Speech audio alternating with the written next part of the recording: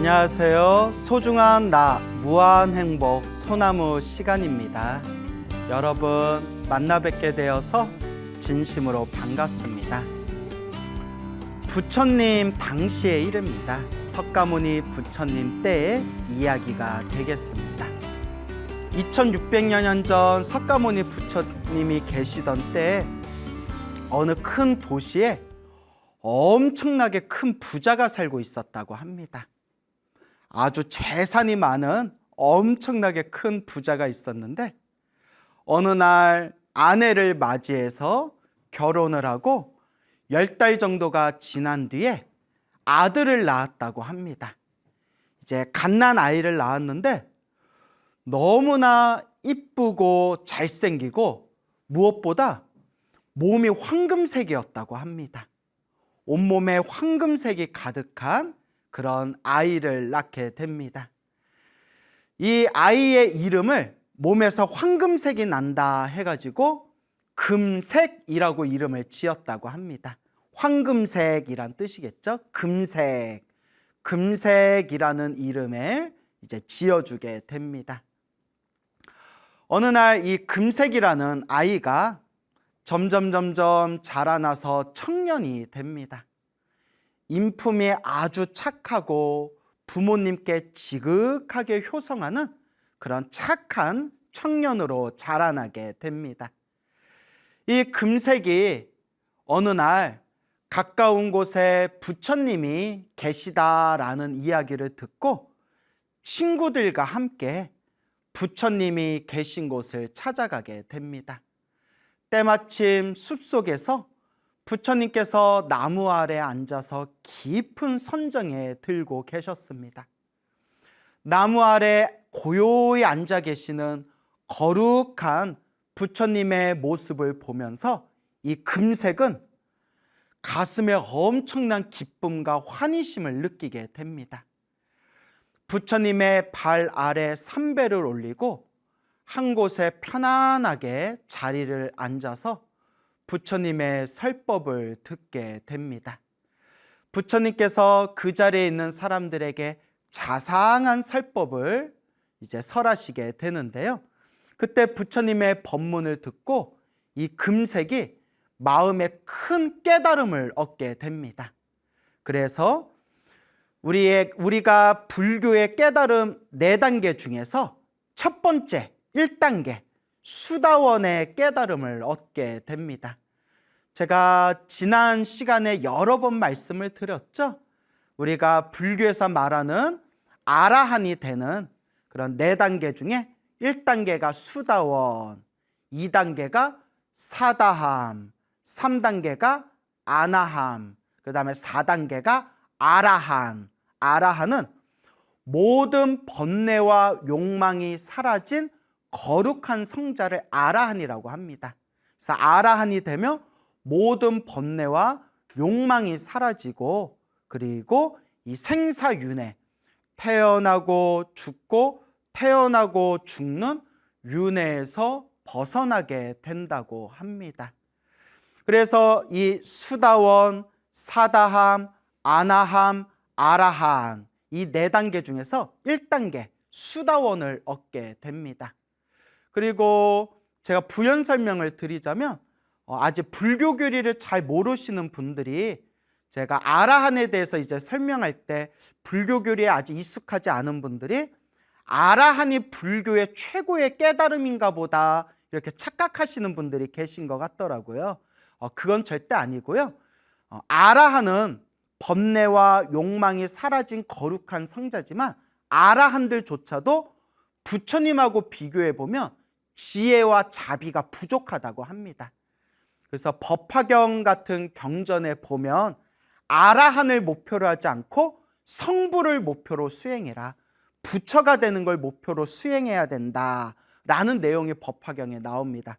제가 이 말씀을 왜 드리냐면 가끔 어떤 분이 스님 꼭 아라한 되세요 이렇게 말씀하신 분들이 간혹 있더라고요. 그래서 정말 좋으신 말씀이고 영광된 말씀이기는 한데 우리 대승불교의 목표는 아라한이 되는 게 목표가 아니라 이제 아라한들의 스승이신 부처님이 되는 것, 성부라는 것이 목표입니다. 그래서 우리가 불자들끼리 법회를 마치고 나서 합장 인사한 뒤에 성불하세요라고 서로 인사를 하는 겁니다. 성불하세요, 부처님 되세요라고 서로가 인사를 하는 거죠.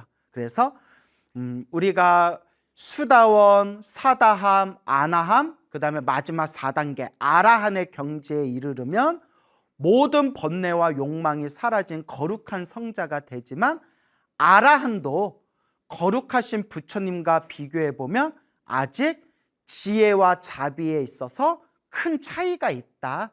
그래서 우리 대승불교의 목표는 아라한이 되는 것이 아니라 성불하는 게 불교의 목표이다라는 말씀을 드립니다.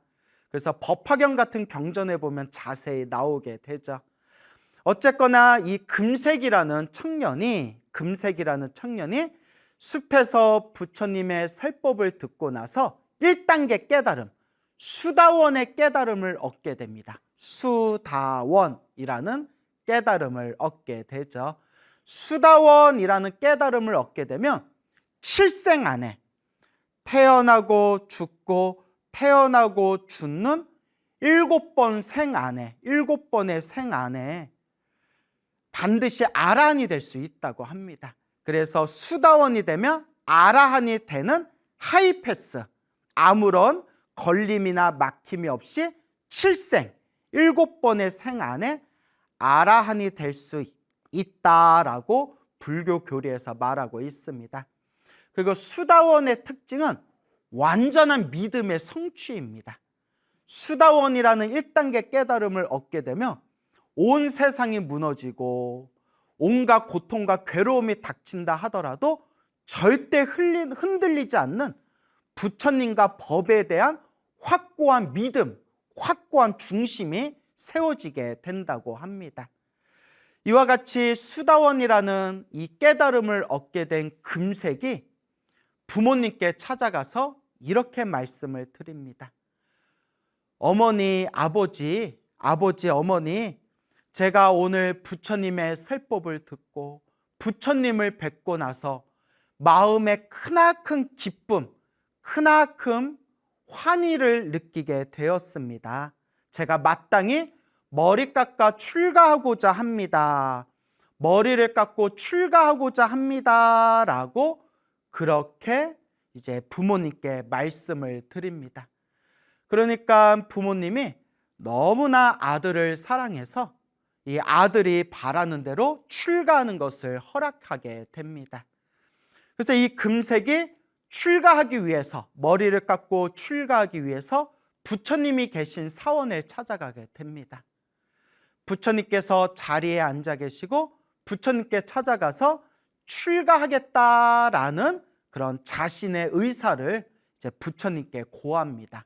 그때 부처님께서 잘 왔도다 비구여 라고 말씀하십니다.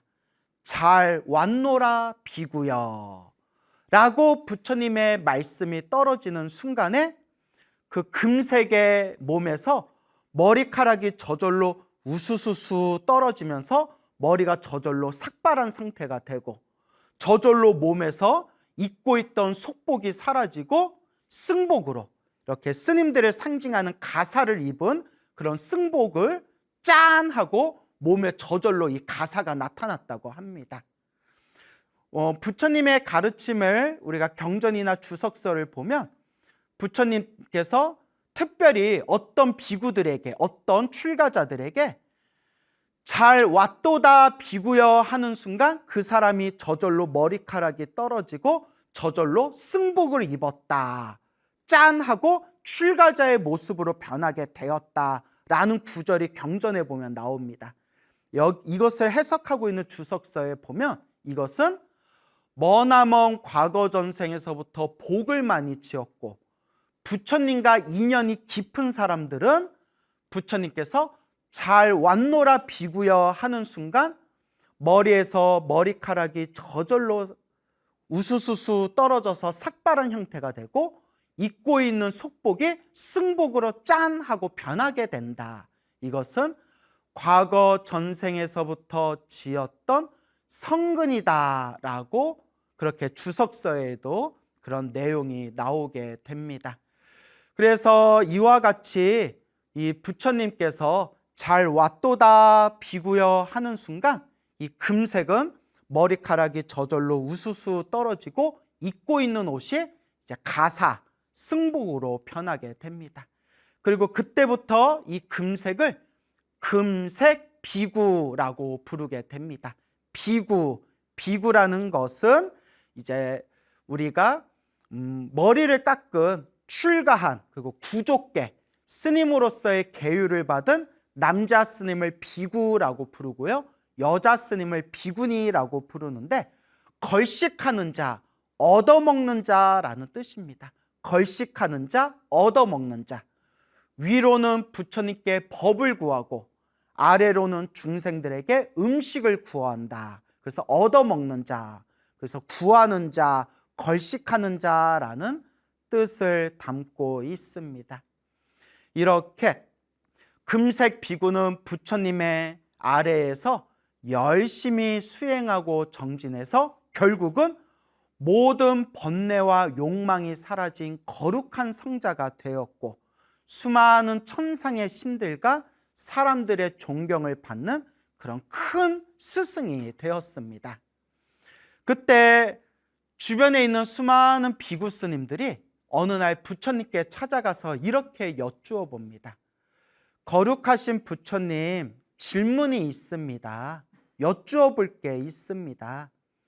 저 황금색 몸을 갖춘 금색 비구는 과거 전생 어떤 복을 많이 지었길래 이번 생에 저렇게 부귀한 부자 귀한 집안에 태어나게 되었고, 또 전생에 어떤 복을 지었길래 온몸에 저렇게 환한 그런 황금색의 몸을 타고 태어난 것입니까? 이게 어떤 복덕 인연이 있는 것입니까? 라고 부처님께 여쭈어 봅니다. 그때 부처님께서 비구들에게 이렇게 말씀하십니다. 내가 그대들에게 자세히 분별해서 해설해 주겠노라. 그러니 나의 말을 잘 듣도록 해라. 라고 부처님께서 머나먼 과거 전생의 이야기를 해주십니다. 석가모니 부처님께서 이와 같이 법문을 설하십니다. 머나먼 과거 전생 91겁 전에 비바시라는 부처님이 계셨다. 91겁 전, 91겁. 겁이라는 단어가 있죠. 우리가 무상심시 미묘법 백천만거 난조 할 때 겁이라는 단어가 있지 않습니까? 인간의 숫자로 헤아릴 수 없는 기나긴 시간을 겁이라고 부릅니다. 겁. 그래서 경전에 보면 큰 바위산이 있고요, 엄청나게 큰 바위산이 있고, 그 바위산에 하늘 세계에서 선녀가 100년에 한 번씩 내려오는데, 100년에 한 번씩 선녀가 내려올 때 옥기스로, 100년에 한 번씩 선녀가 내려올 때 옥기스로 바위를 한번 이렇게 스친답니다. 옥기스로 바위를 한번 이렇게 스쳤을 때 그 바위가 흔적도 없이 사라지면, 그게 일겁이라고 합니다. 큰 바위산이 있고 하늘색의 선녀가 100년에 한 번씩 내려와서 옥깃을 한번 스쳐가지고 그 바위가 닳고 닳아서 바위가 흔적도 없이 사라지면 그걸 일겁이라고 부른다. 그 어마어마하게 헤아릴 수 없는 기나긴 시간을 겁이라고 부릅니다. 그런데 그럼 91겁 전에 헤아릴 수 없는 머나먼 과거 전생에 비바시라는 부처님이 계셨는데, 그 비바시 부처님께서 중생들에게 널리 법을 펼치시고 난 뒤에 부처님께서 세상을 떠나십니다. 부처님께서 세상을 떠나시고 부처님의 몸을 잘 화장해서 거기에서 이제 사리를 얻게 됩니다. 사리를 얻고 난 뒤에 그 사리를, 그 나라를 다스리고 있던 국왕이 그 사리를 모아서 부처님의 사리를 모아놓은 보배로 된 사리탑을 건립하게 됩니다. 그 보배로 만든 사리탑을 건립하고 수많은 중생들과 수많은 불자님들에게 그 비바시 부처님을 그리워하고 공경하고 예배하게끔 사람들에게 널리 덕을 펼칩니다. 그렇게 시간이 지나고 세월이 지난 뒤에 어떤 사람이 그 비바시 부처님 사리탑에 가서 사리탑에서 부처님께 예배 공경을 드리는데 탑의 저 구석의 일부분이 살짝 부셔져 있는 걸 보게 되었다고 합니다. 부처님의 사리탑이 오랜 세월이 지난 뒤에 점점 낡고 부서진 걸 보고 너무나 가슴이 안타까웠던 그 남자가 이제 정성껏 그 탑의 부서진 부분을 잘 수리하고 보수한 뒤에 그 사리탑의 부서진 부분을 당신의 재산을 팔아가지고 황금으로 금박을 입혔다고 합니다. 우리가 흔히 한국 불교에서는 계금이라고 하죠. 계금.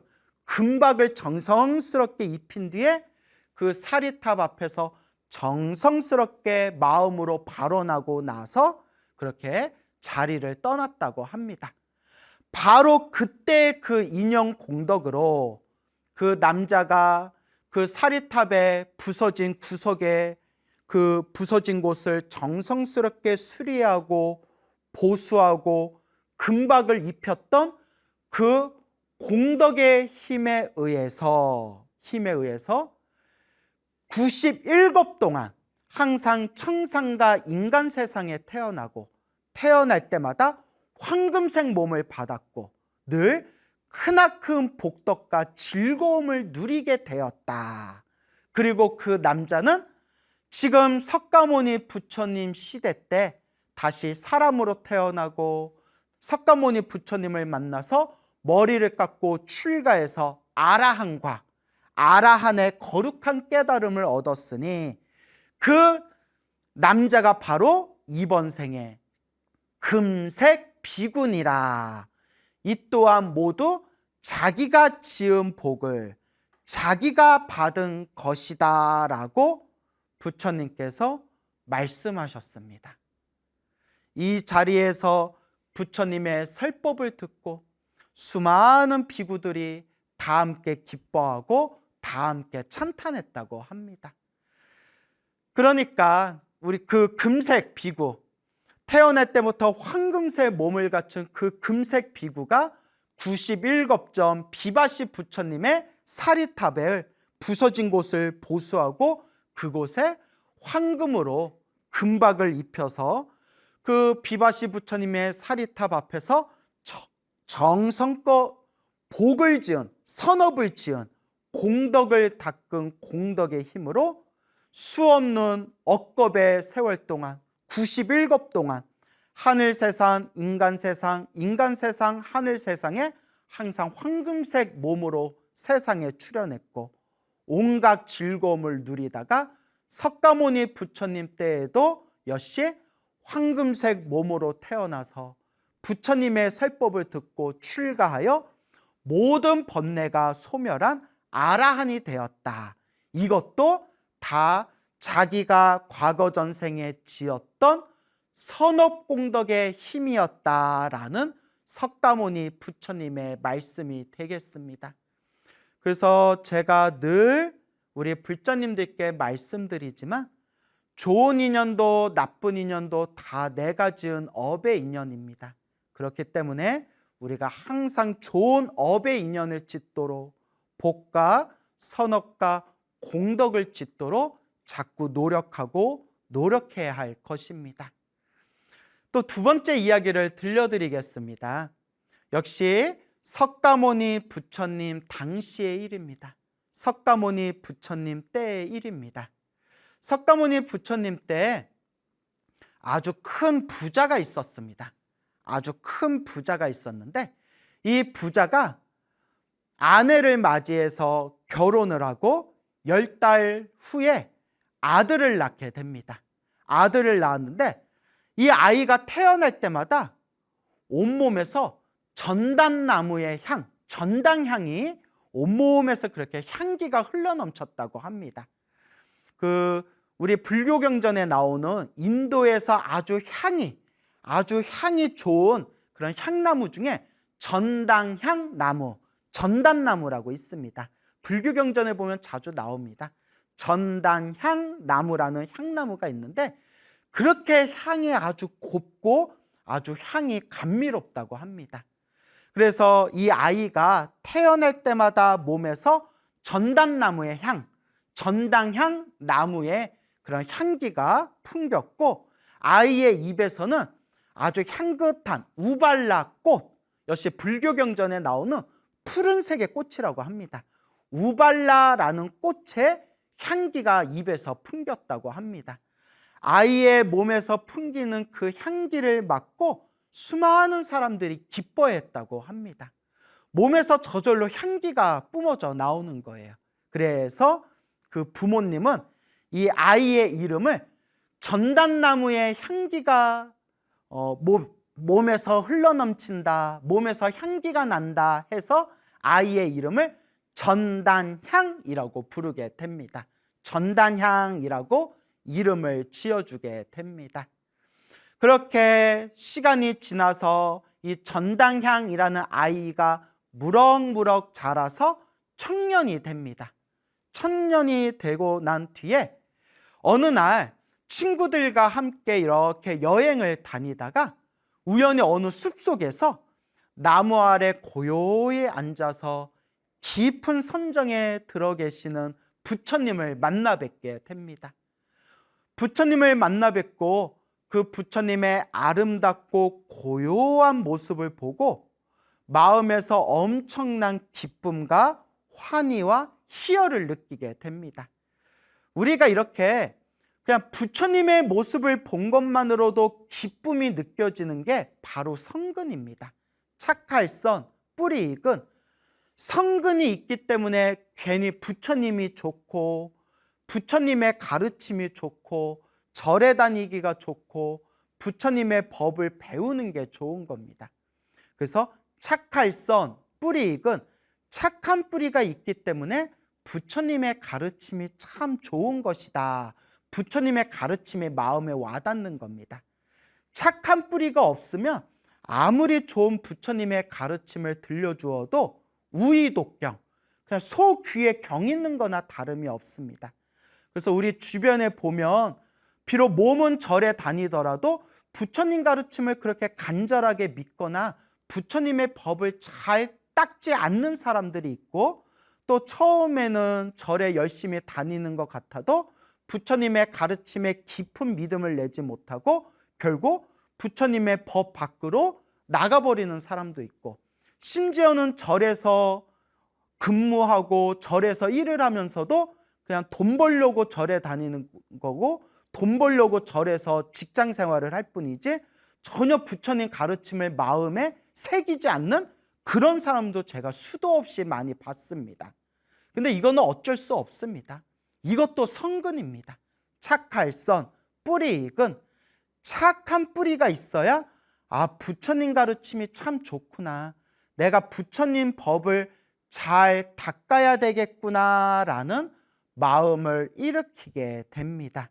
그래서 우리 불자분들도 사람으로 태어난 것이 참으로 소중하고 부처님 법을 만난 것이 정말 큰 복이구나, 내가 이렇게 부처님 법을 좋아하고 부처님 가르침 공부하기 좋아하는 것 자체가 내가 과거 전생에서부터 내가 지었던 착할선, 뿌리 익은 착한 뿌리가 있는 것이구나라는 것을 우리가 꼭 명심해야 됩니다. 그래서 우리가 부처님 경전에 보면 부처님의 설법을 듣고 있는 그 불자들을 향해서 부처님께서 선남자 선여인들이여 라는 표현을 쓰지 않습니까? 선남자 선여인들이여, 이걸 옛 큰 스님들은 이것을 풀이하실 때 성근이 있는 착한 뿌리가 있는 착한 남자 착한 여인들이여, 성근이 있는 사람들이여 라는 그런 뜻이 담겨져 있다라는 말씀을 하셨습니다. 그러니까 우리 불자 여러분들께서도 내가 이번 생에 부처님 가르침을 만난 것이 참 큰 복이구나, 부처님의 법을 닦을 수 있는 것이 정말 큰 복이구나, 성근이구나 라는 것을 마음에 되새기면서 우리가 불자로서 바르게 마음을 닦을 수 있도록 노력해야 할 것 같습니다. 그래서 이 전단양이 부처님의 발 아래 예배 공경을 올리고 자리에 앉아서 부처님의 설법을 청해 듣습니다. 부처님께서 법문을 하시니 부처님의 법문을 듣는 순간 이 전단향도 그 자리에서 마음이 열려서 수다원이라는 깨달음을 얻게 됩니다. 수다원, 사다함, 아나함, 아라한 4단계 깨달음 중에서 제1단계 깨달음, 수다원이라는 큰 깨달음을 얻게 됩니다. 부처님을 만나 뵙고 마음의 깨달음을 얻고 크나큰 기쁨과 희열과 환희를 느낀 이 전단양은 집에 돌아와서 어머니께, 아버지께, 부모님께 출가하겠습니다 라고 자신의 뜻을 부모님께 전합니다. 부모님은 자식을, 아들을 너무나 사랑했기 때문에 아들이 바라는 대로 출가를 허락해 주게 됩니다. 그렇게 머리 깎고 출가하기 위해서 전단양은 부처님이 계신 곳을 찾아가게 됩니다. 부처님께서 출가하기 위해서 찾아온 전단양을 보면서 부처님께서 이와 같이 말씀하십니다. 잘 왔도다 비구여, 잘 왔노라 비구여. 부처님의 한마디가 떨어지자마자 그 순간 이 전단양의 머리카락이 저절로 우수수수 떨어져서 삭발한 모습이 되었고 입고 있는 옷은 다 사라지고 순식간에 가사, 승복을 입은 비구의 모습으로 완벽하게 짠하게 변하게 됩니다. 앞에서 설명을 들었지만 과거 전생에서부터 복과 선업과 공덕을 많이 짓고 부처님과 인연이 깊은 사람들은 부처님께서 다 꿰뚫어 보신 뒤에 잘 왔노라 비구여 라고 하는 순간 그 한마디를 듣는 것만으로도 머리카락이 저절로 사라지고 입고 있는 옷이 가사, 승복으로 변하게 된다라고 이야기하고 있습니다.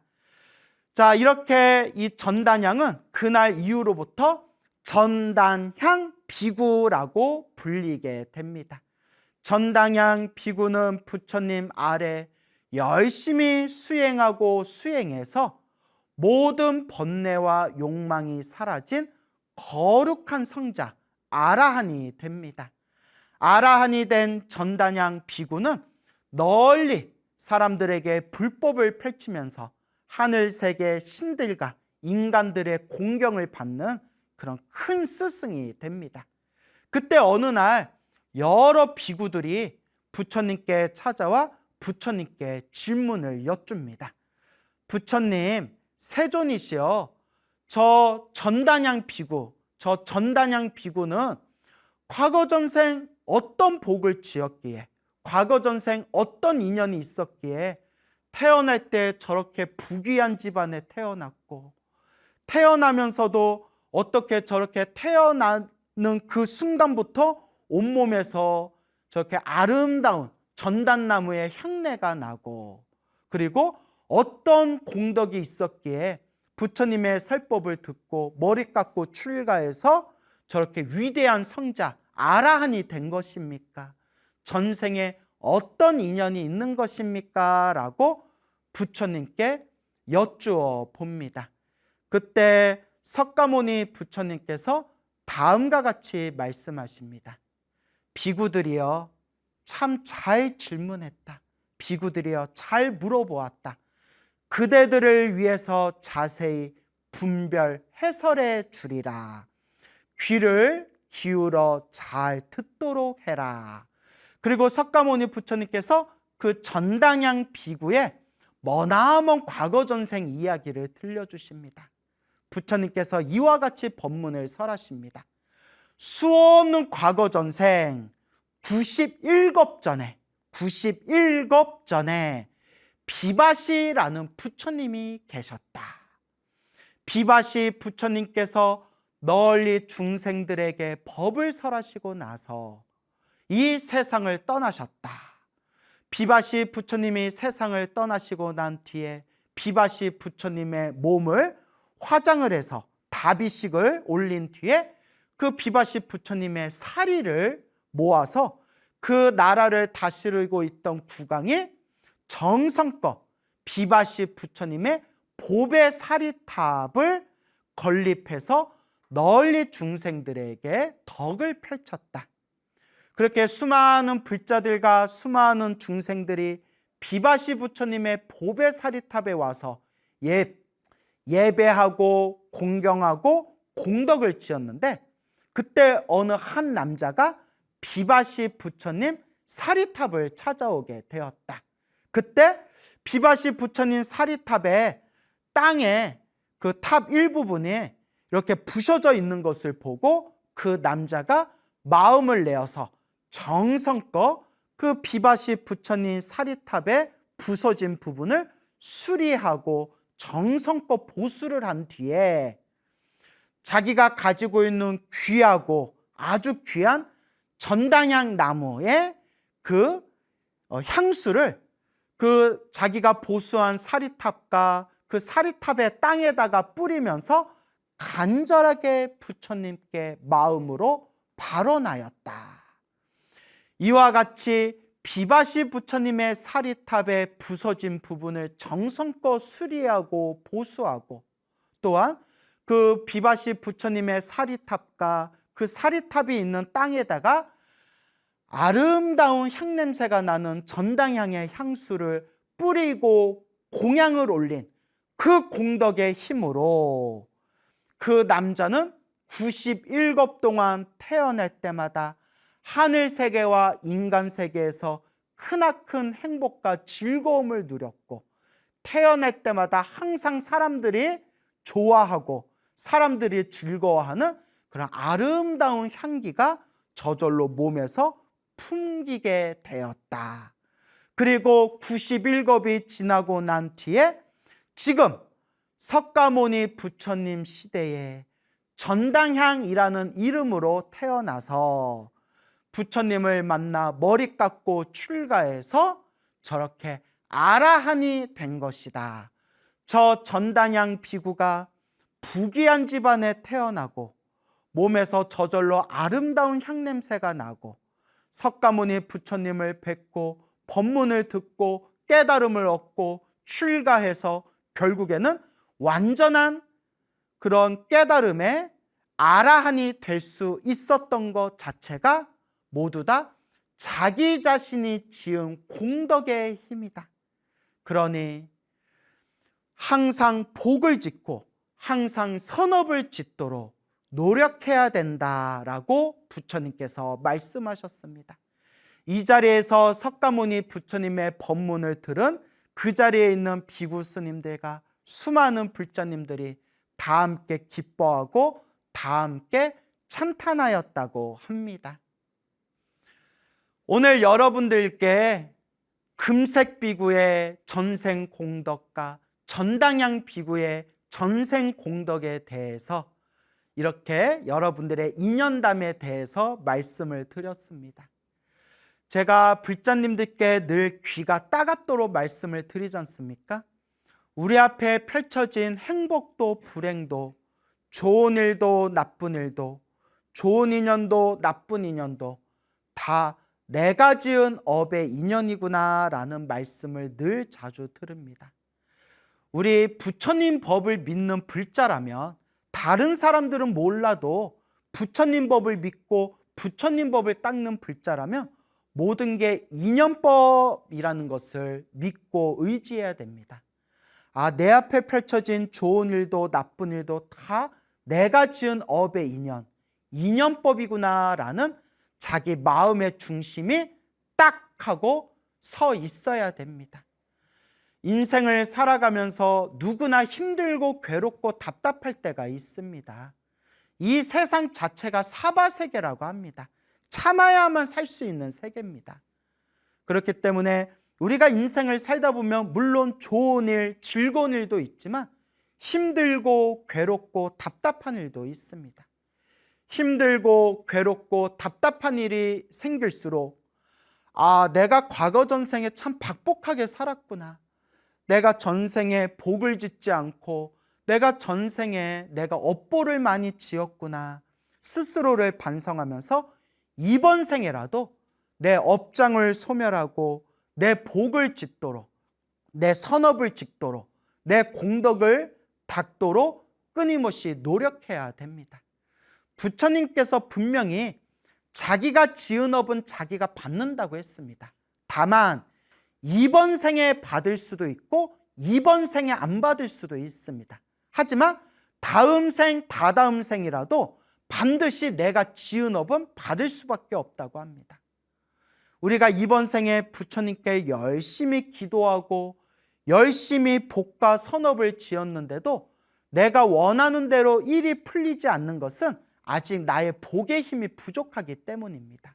하지만 내가 원하는 대로 일이 풀리건 안 풀리건 그냥 부처님을 믿고 의지하고 복과 선업과 공덕을 잘 닦으면 이 금색 비구와 같이, 이 전단양 비구와 같이 제가 오늘 설명해 드린 이 두 분의 거룩한 성자들과 같이 반드시 내가 지은 복은 반드시 내가 받게 됩니다.